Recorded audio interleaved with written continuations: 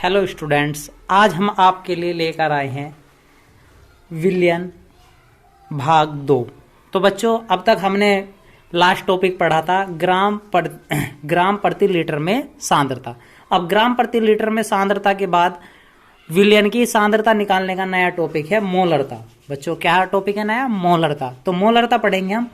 1 litre विलयन में उपस्थित 1 लीटर विलयन में उपस्थित विलय के ग्राम अणुओं की संख्या, विलय के ग्राम अणुओं की संख्या या फिर मोलों की संख्या विलयन की मोलरता कहलाती है। तो 1 लीटर विलयन में उपस्थित विलय के ग्राम अणुओं की संख्या या फिर मोलों की संख्या क्या कहलाती है बच्चों? मोलरता। ध्यान रखेंगे, मोलरता, रे रथ है यहां पर, मोलरता कहलाती है। इसे बड़े एम या कैपिटल एम से प्रदर्शित करते हैं। तो बच्चों, सूत्र क्या बनेगा? मोलरता बराबर विलय के मोलों की संख्या बटे आयतन। किसमें होना चाहिए आयतन बच्चों? लीटर में। ठीक है, विलय की मोलों की संख्या बटे आयतन लीटर में। तो बच्चों, मोलों की संख्या का सूत्र है मोलों की संख्या। तो यदि हम किसी चीज की मोलों की संख्या निकाल रहे हो तो मोलों की संख्या का सूत्र होता है बच्चों मात्रा बटे अणुभार, मात्रा बटे अणुभार। तो यहां पे हम किसकी मोलों की संख्या निकाल रहे हैं बच्चों? विलय की। तो विलय की मोलों की संख्या निकालने के लिए तो ऊपर क्या हो जाएगा? विलय की मात्रा बटे विलय का ही अणुभार। और आयतन हमारे पास था ही किसमें बच्चों? लीटर में। तो आयतन रहा हमारे पास लीटर में। या फिर हम इसे अपने लिए नया फॉर्मूला बनाने के लिए ऐसे भी कर सकते हैं, विलय की मात्रा छोटा w, विलय का अणुभार छोटा m गुणा आयतन। आयतन को क्या कहते हैं बच्चों? v आयतन हो गया। और लीटर को हम मिलीलीटर में बदल लेते हैं। कितना कर देते हैं? बटे में 1000। अगली बार ये 1000 कहां पहुंच जाएगा? ऊपर।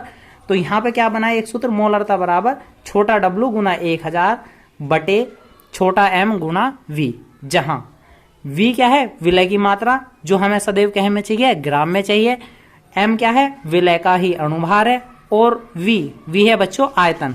इस समय यदि हम 1000 का इस्तेमाल कर रहे हैं तो इस समय हमें आयतन चाहिए ml में। यदि हम इस 1000 को हटा देंगे तो हमें आयतन चाहिएगा फिर किस में बच्चों? लीटर में। ठीक है, तो अब हम बच्चों देखते हैं मोलरता पर कुछ आंकिक प्रश्न। 2018 में एक 2 नंबर का आंकिक प्रश्न मोलरता से ही लिया गया था। देखते हैं मोलरता के कुछ आंकिक प्रश्न। तो बच्चों, आंकिक प्रश्न देखेंगे। 1 विलयन में 40 ग्राम पर लीटर NaOH घुला है। क्या घुला हुआ है?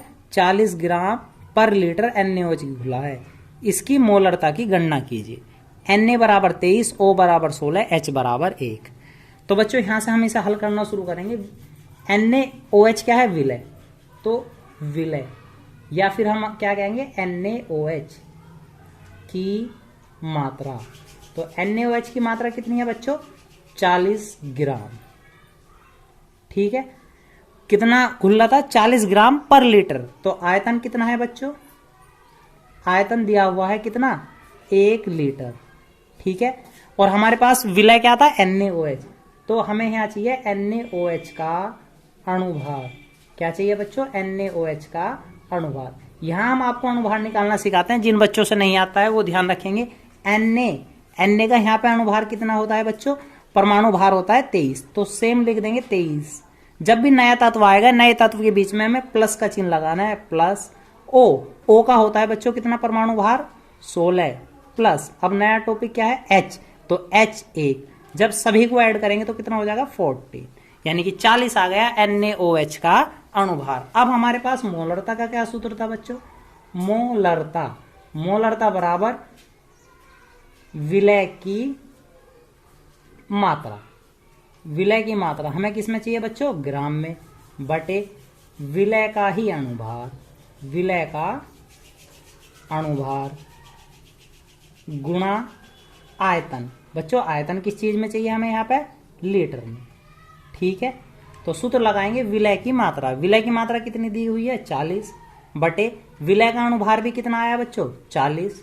और आयतन हमारे पास कितना है? 1। 40 से 40 कट गया, कितना बचा? केवल 1। तो मोलरता बराबर यहां पे लिख देंगे कैपिटल M। तो हमारे पास आंसर आ गया मोलरता बराबर 1m। 1m लिखा जा सकता है या ग्राम पर लीटर लिखा जा सकता है, वैसे कैपिटल M ही लिखते हैं। तो इस का आंकिक प्रश्न का आंसर आया 1m। फिर दोबारा से देखेंगे कितना दे रखा था? 40 ग्राम पर लीटर। तो विलय की मात्रा कितनी आई बच्चों? 40 ग्राम। आयतन कितना माना जाएगा, 40 ग्राम पर लीटर था, यानी कि आयतन कितना है, 1 लीटर दिया हुआ है। NaOH का अणुभार कितना होता है बच्चों, Na का 23, O का 16 और H का 1, ऐड करेंगे तो कितना हो गया 14।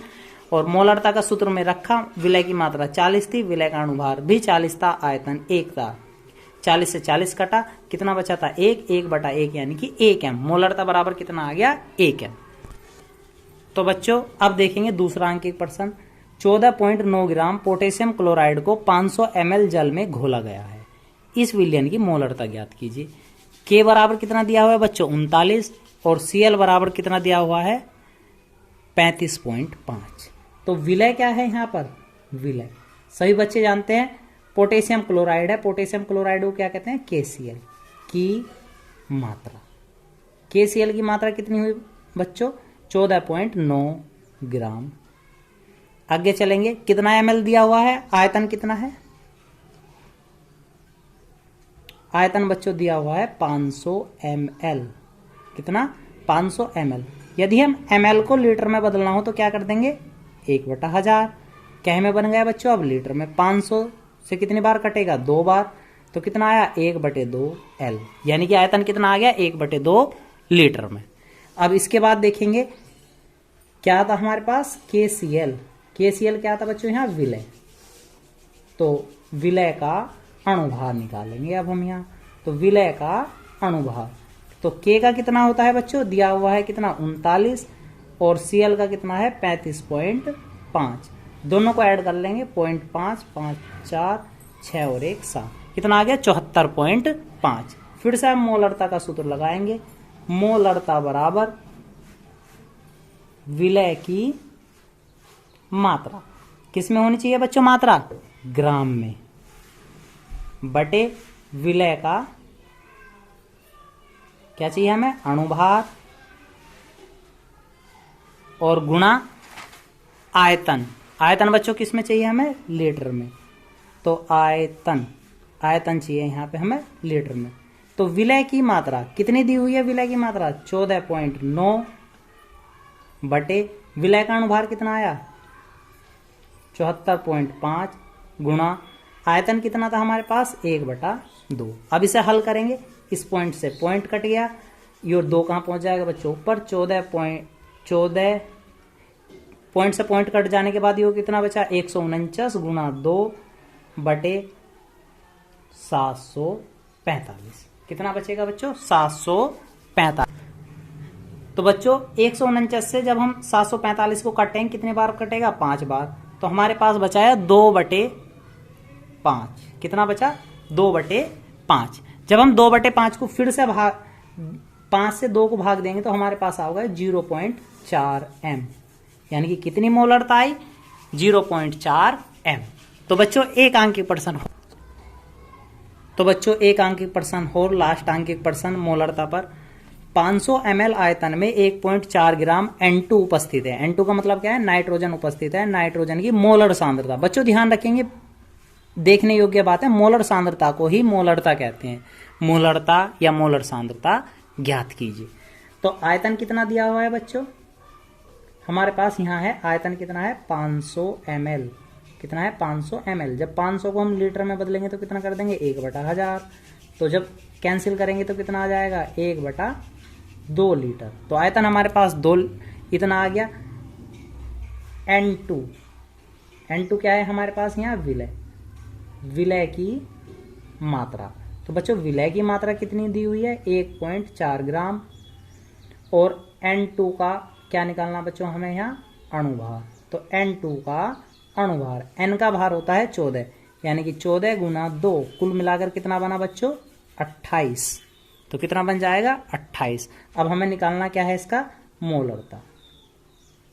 मोलरता बराबर विलय की मात्रा, विलय की मात्रा किस में होनी चाहिए बच्चों ग्राम में, बटे विलय का ही अणुभार, विलय का अणुभार गुणा आयतन,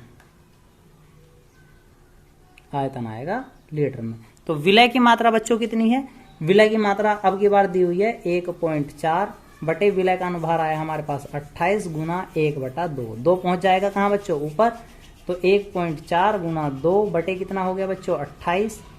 जब हम इस कैलकुलेशन को इस पॉइंट को हटाने के लिए 10 से गुना कर लेंगे, ये पॉइंट कैंसिल हो जाएगा। 14 दूनी 28 और 2 से 2 कैंसिल, तो क्या बचा बच्चों 1/10। हमारे पास बचा 1/10। जब 10 से हम इसे भाग देंगे, जब हम इसे 10 से भाग देंगे तो हमारे पास कितना आ जाएगा 0.1 m मोलरता। ठीक है बच्चों, तो उम्मीद है आपको ये वीडियो पसंद आया होगा। धन्यवाद।